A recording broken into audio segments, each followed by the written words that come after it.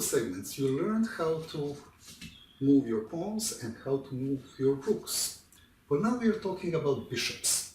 So Sung, can you explain how do the bishops move? Well, bishops move diagonally anywhere.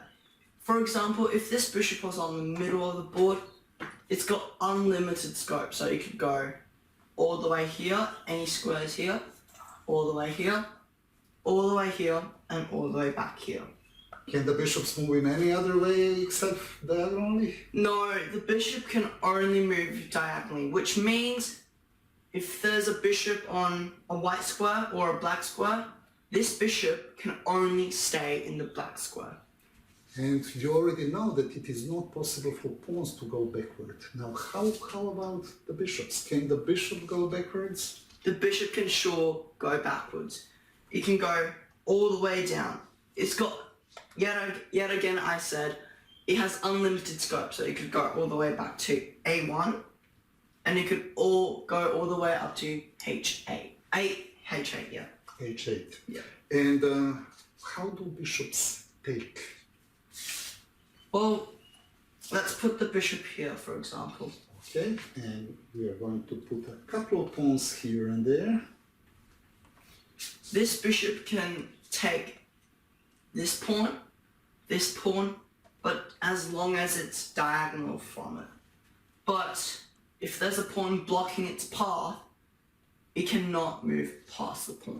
Aha, now that is an important rule. So for example, if the bishop is here and the white pawn is there, would it be possible for this bishop to jump over the pawn and take this pawn on f6? No, this is like a blockader. It blocks the scope of the bishop. So for this bishop to be more free, just push the pawn and then you have another scope on this. So just to recap, bishop is the piece that only moves diagonally. At the beginning of the game, you have a light square bishop and you have the dark square bishop.